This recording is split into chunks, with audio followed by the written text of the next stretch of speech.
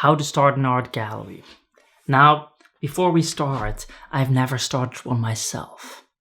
I'm an artist, and so I'm not going to open a gallery. But since we're on YouTube and there are basically no decent gallerists who have done that, who are creating videos for you, you'll have to do it with me, you know. And I do have a lot of experience with galleries. I've collaborated with many, and I've exhibited throughout the world: Berlin, Milan, Buenos Aires, London, Brussels, you name it. And so I can probably teach you a thing or two. Let's just start. The first thing that you want to do is you want to choose a location, preferably a high foot traffic location. And that's probably not gonna be enough, you know, like we're not creating a barber shop here. And so in a barber shop situation, no competition, high foot traffic, that's probably basically what you need. In a gallery setting, the competition doesn't really, or the amount of people in close proximity has less an impact. A lot of galleries position themselves on the same street, just next to one another. That's a good thing. Now, on top of that, and this is very important, you want to make sure that you are operating, or you are opening your gallery in a city with quality artists. You have artists to pick from, with quality museums, so that there's kind of an interest, some kind of culture going on. A lot of people that are going to museums, that's showing interest towards art, and a trusty base of people that are supporting the museums. Oftentimes you can see that on the museum website itself. And then of course you want to have not too much competition in a particular art that you want to bring in your gallery in that city. And so a lot of trustees, a lot of collectors, quality artists, and not too much competition. And so that's really the ideal location for a gallery, to open a gallery. But you have to take into consideration, I mean, we live partially in an online world right now, and on top of that, the location is not really that important. I mean, there are galleries with a relatively bad location that are doing really, really extremely well, and so that's definitely possible. Now, there are also on the other side people who, and this is hard to scan, but there are galleries that have opened right before a city starts to boom, right before, like for example LA or San Francisco, whatever. Like there are some art cities that were not art cities before they were an art city, and when you start and open your gallery at the beginning of that cycle, you basically don't have to do anything anymore. Like the city is gonna do the majority of the marketing, and the majority of the marketing is gonna give you an insane amount of opportunities to go for, just based on the location itself and the timing of that location. Now, the second tip that I would give you is to, of course, prior to opening your art gallery, already think about the marketing venues that you are going to use. Now, obviously, there are some traditional ones like magazines and stuff like that, the traditional KOLs, key opinion leaders of the market. But there are new ones coming that are creating huge opportunities for people who want to start an art gallery right now. And so let's talk a little bit about artists, because building relationships with artists is going to be incremental for every new gallery success. And I'm not talking about relationships with artists that you potentially could show. I'm talking about real marketing opportunities. Why? Because of this thing over here, you know? This thing, the cell phone. It used to be like this: magazines and their critics and all of these people had media tools available to broadcast particular messages, to create community, to market, you know, to have those communication lines open. But with the coming of social media and the smartphone, that's gone.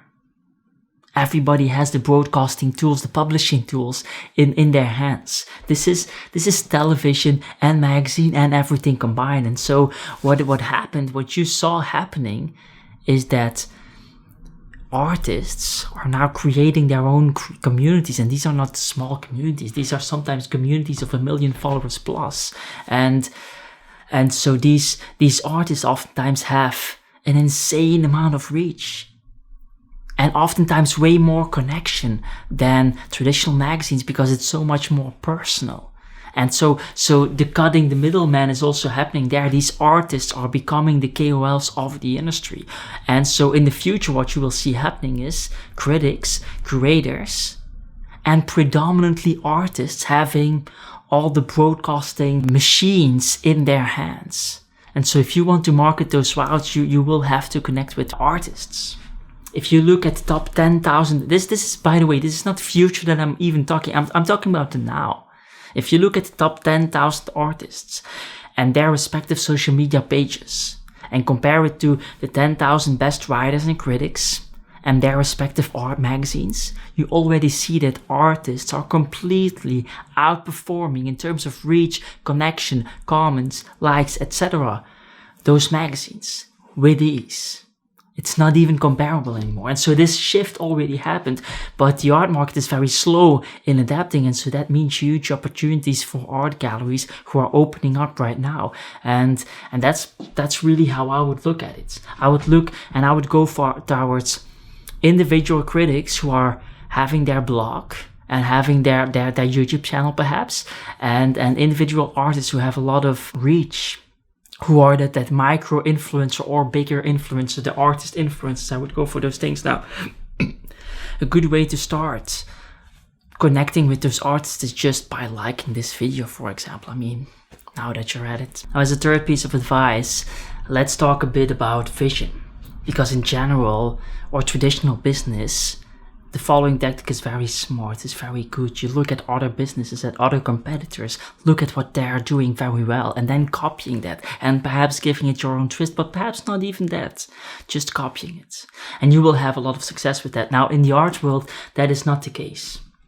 In the art world, the only thing that you're gonna do is build the brand of those other galleries that you're copying further and further and further.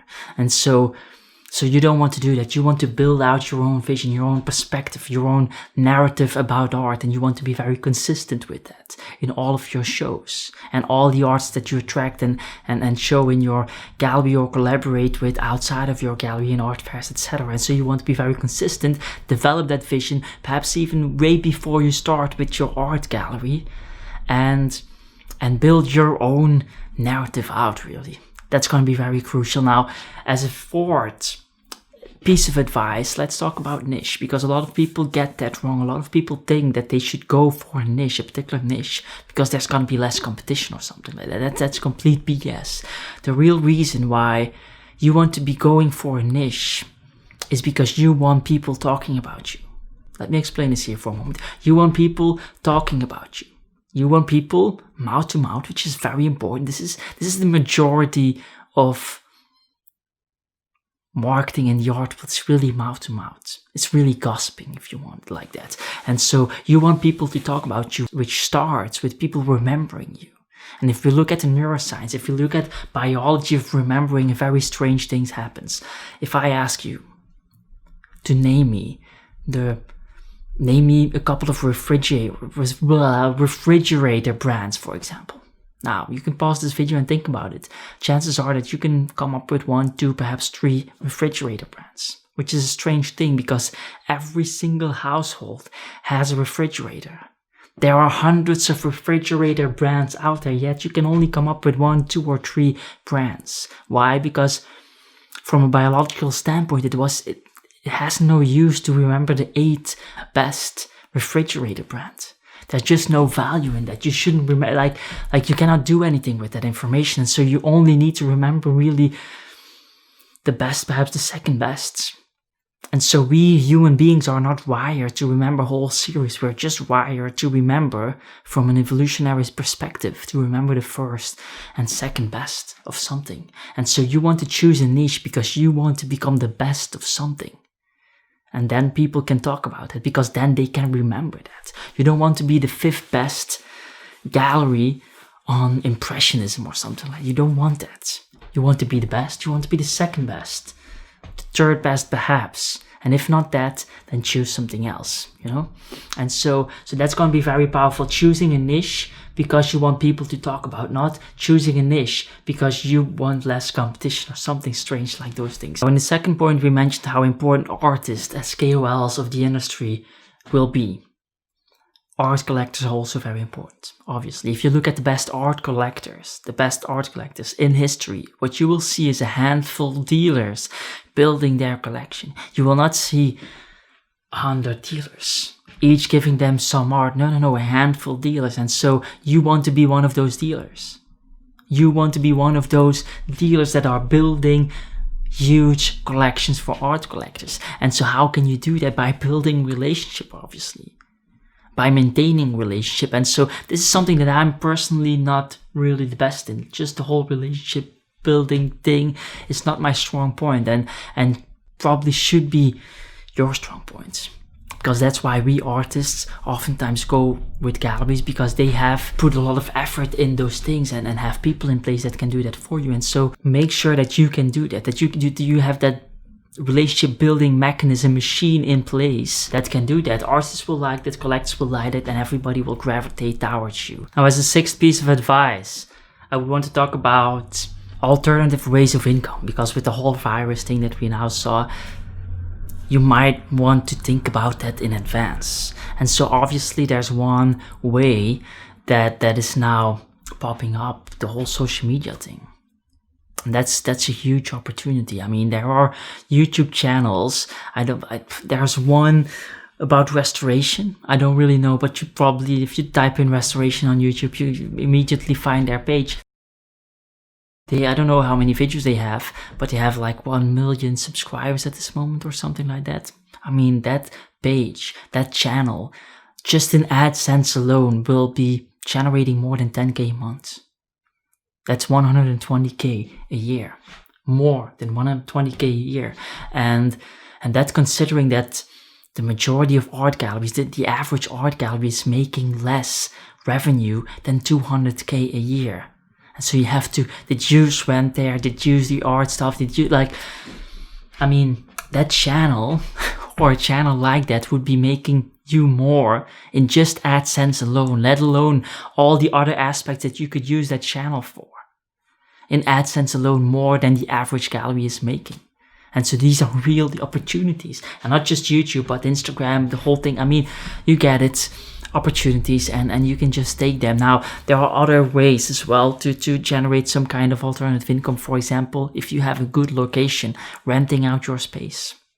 There are a lot of apps out there that if you have just a good space that people want in cities that have a lot of demand, those apps will do the marketing and the transactions and the sales and just everything for you for a small fee. I mean, especially in the beginning, the first 2 years of opening your gallery will be very hard. And renting out your space might be a real good opportunity for you to get through the hard times when necessary. And so that's something to think about. Now, there are 2 more things that I want you to do. First, watch the video on how to start an art channel on YouTube. Perfect alternative income for your art gallery journey. And obviously, a second thing, start building that relationship with your KOLs out, which means subscribing to this YouTube channel and liking this video and all of that stuff in comments and whatever you want, And I hope to see you again sometime, Ciao, ciao.